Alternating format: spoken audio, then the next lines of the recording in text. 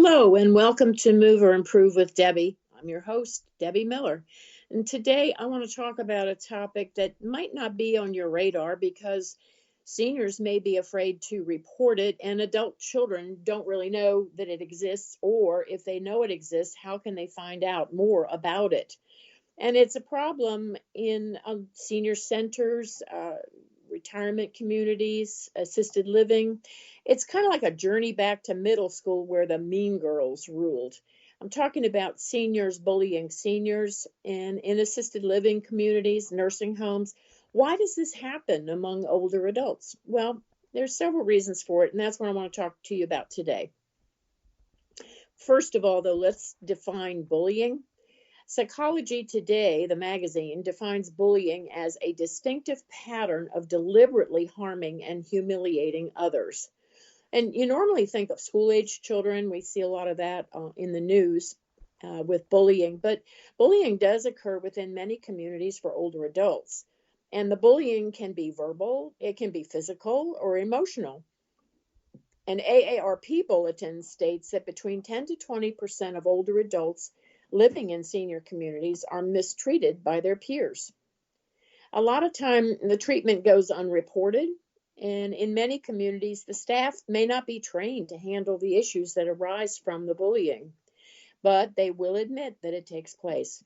In fact, research indicates that 1 in 5 seniors encounter bullying in a communal environment. That's no place to retreat to.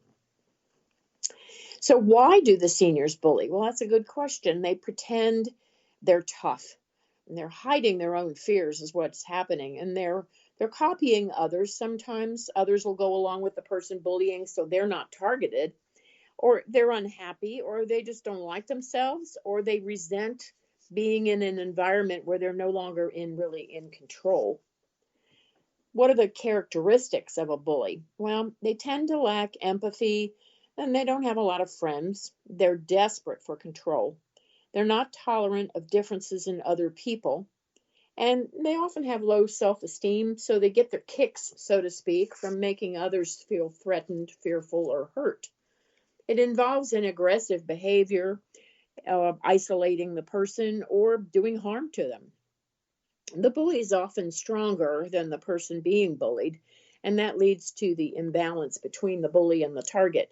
The important thing is that the treatment is repeated over time. It's not just a once thing, it's over time.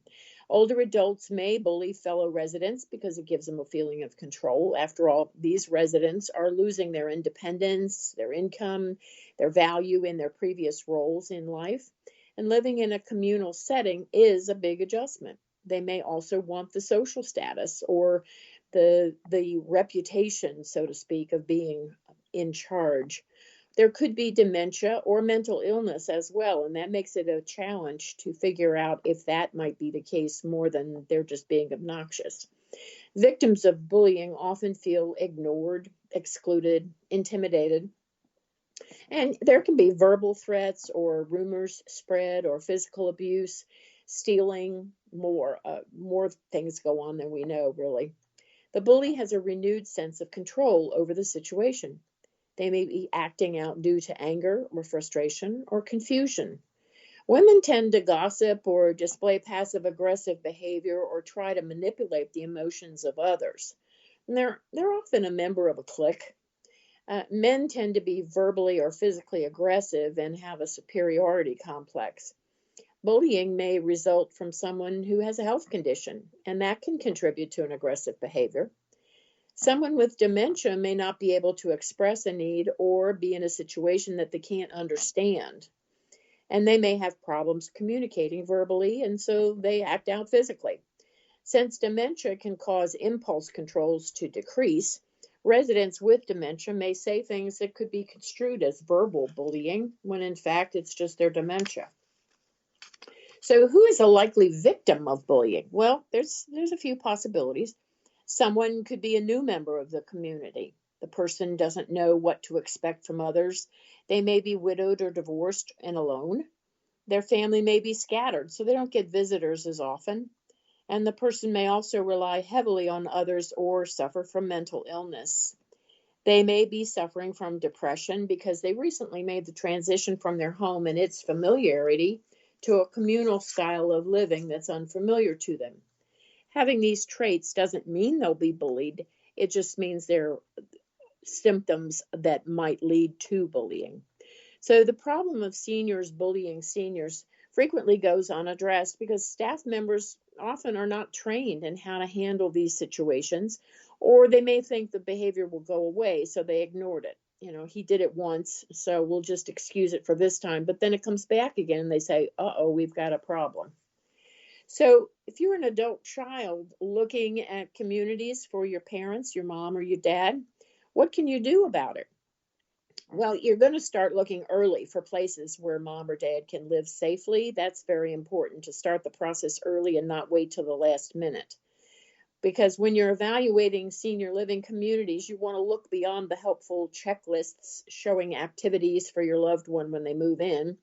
And you want to look beyond the beautiful dining rooms and the menus. And you need to ask the staff what programs or policies are in place to combat bullying. Ask them point blank.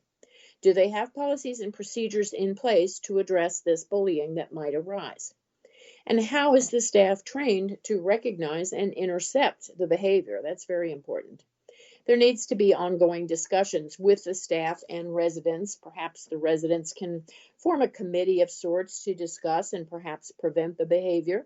Bullying awareness sessions and civility training and just plain intervention should be a part of the program. Does the community have what we call a code of conduct that residents are asked to follow? Perhaps there's a way for residents to report bullying behavior without being penalized. You need to ask these questions when you're looking. And then you also want to find out how the staff responds to reports of bullying. This will tell you a lot about how concerned the staff is about making residents feel welcome. A staff person should be able to determine whether the incident is a one-time thing or is it a recurring pattern of behavior. Is there potential for immediate danger?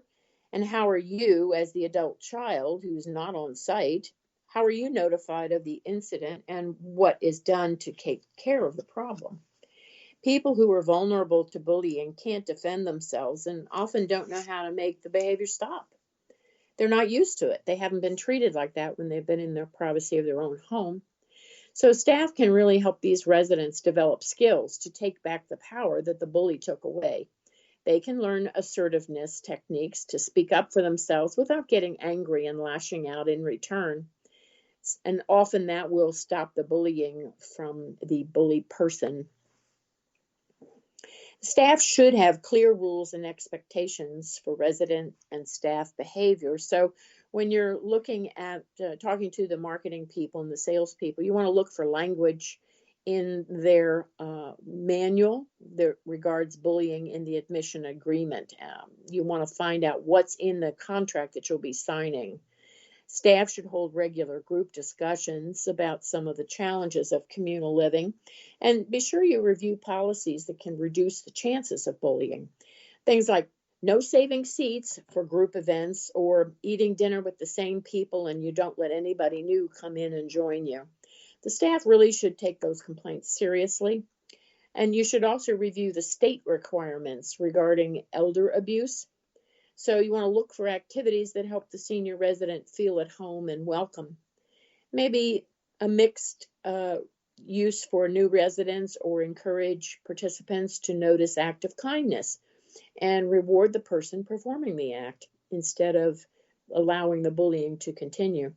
But in a senior care setting, there are other factors that may be in the mix. If an individual is feeling frustrated, it could be due to just getting older or cognitive issues, but mental illness, dementia, chronic pain, or depression may also be a part of it. And if they can't communicate or don't really understand those issues, they may act out due to their frustration or confusion. Many victims are afraid to report the bullying behavior, and they'll do everything to avoid confrontation. So it's almost really impossible to cure bullying completely, and often bullies don't even realize they're intimidating others. So it's important to know when you're visiting various communities that staff has been trained on what to do in case the problem arises. And it most likely will. I mean, there may be an incident, a one-time incident, that's one thing, but a recurring incidents of bullying is a problem. The staff should know how to help newcomers handle life in their community. There shouldn't be ownership of the furniture or the TV or other things that one person can control. Somebody may want to watch a favorite TV show at 11 o'clock and everybody else has to sit there and through it. If they want to watch something else, too bad. Common areas with TVs should not be controlled by someone who wants to watch a certain show or sit in a certain chair or save a seat for an event to the exclusion of others. The staff should also provide anger management classes or counseling services to help seniors deal with the problems they face in a group environment. It's important to ask about these issues before you move your mom and dad into the community. So be sure this is top on your list of questions. And I'm going to talk about some other things that you should also ask about. But since bullying isn't really in the user manual, so to speak, you're going to want to put that at the top of your list. Another aspect to consider is the homey feeling of the community. A sense of being at home really will result in fewer staff leaving the community and contributes to a sense of belonging for the new resident if it feels like home rather than institutionalized. So you want to find out if there's any conditions in the community that allow bullying to occur. One of the hot spots for that is the dining room. There shouldn't really be a bingo battlefield or a parking spot that belongs to a resident, unless it's assigned, of course, but that's where people can get crazy about certain things in the dining room or bingo or karaoke or whatever else goes on. And the issue of bullying is going to increase as the baby boomers age, and they may have to move into these communities. So, what should an adult child look for in a community? Well, it's often hard to start looking for a place for your parents. You may not know what to look for or where to start, but I'm going to give you some things to consider. So, first of all, does the community provide care for what your parents need right now and in the future? So, this would include independent living, assisted living, skilled nursing, short-term skilled nursing, rehab, memory care, hospice. Does it provide the whole gamut? A life plan community often will provide this complete list of services. Second thing, is it conveniently located so visitors can come see your folks and you can go see your folks easily? Third is what entertainment, shopping, or restaurants are nearby. Your folks are going to want to go out for the evening and have dinner.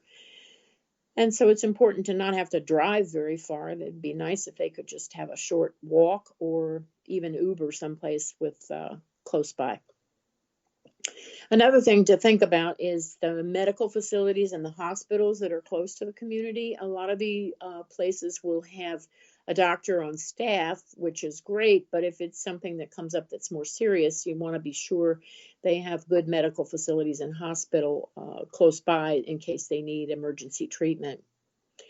And then another thing to consider is what kind of activities are scheduled throughout the day and into the evening. Do they have a movie night? Do they have art classes? Do they have museum tours? Different things like that to get your folks out. Are there programs to engage the body, the mind, and the spirit? That's important. Do they have fitness classes? And if so, what do they provide? Some places will have swimming pools. Other places will have fitness centers, things like that. They'll have a personal trainer. It depends on what your folks need, but that's something to consider. Then you're also going to want to ask about craft groups or card clubs or informal gatherings in places that are well lit and easy to get to. And how much say do the residents have in planning community activities?